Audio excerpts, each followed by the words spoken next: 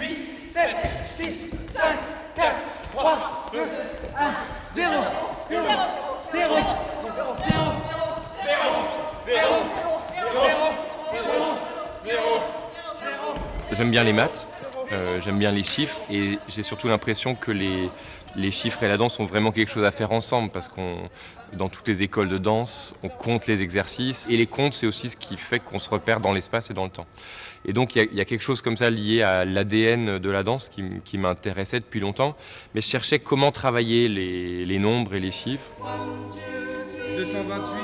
Et je suis tombé sur un livre de David Foster Wallace qui s'appelle Tout et plus encore. Donc c'est un romancier plutôt, ou en tout cas il est célèbre pour ça, mais il a aussi fait ce livre de vulgarisation sur l'histoire de l'infini en mathématiques. Et j'ai adoré ce livre, notamment parce qu'il parle de Cantor qui compare les ensembles de nombres infinis en se demandant s'il y a des ensembles plus grands, entre guillemets, que d'autres, alors que c'est des ensembles infinis. 381, 382, 383, 384, 385, 386, 387, 388. Et puis aussi le livre Histoire mondiale de la France, qui a été coordonné par Patrick Boucheron, qui est une histoire réinventée de la France dans le monde, mais par des dates, comme ça, qui sont comme des coupes franches.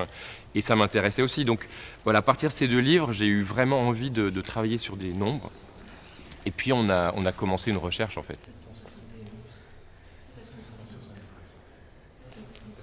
Une des premières volontés, c'était de compter à l'infini. C'est-à-dire on compte à 1, les nombres entiers, 1, 2, 3, et qu'on ne s'arrête jamais. Et qu'on ait ce sentiment de ne jamais s'arrêter.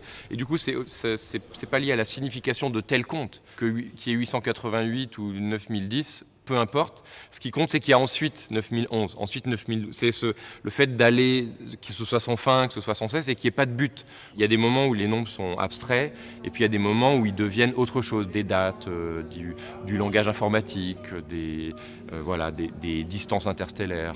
Donc dans la pièce, on traverse ça, et c'est souvent des états physiques aussi. Parce que le zéro, le vide, faire le vide, le rien, se débarrasser des choses, ça correspond aussi à des états physiques. 1957. Mais il y a aussi quelque chose qui est complètement lié à un espace mental. Le fait dans la tête, on a des chiffres, on a des nombres, et là, on les sort et on expose ça. Et je pense vraiment souvent au fait que le théâtre, c'est un endroit qui est comme une boîte crânienne partagée. 1960.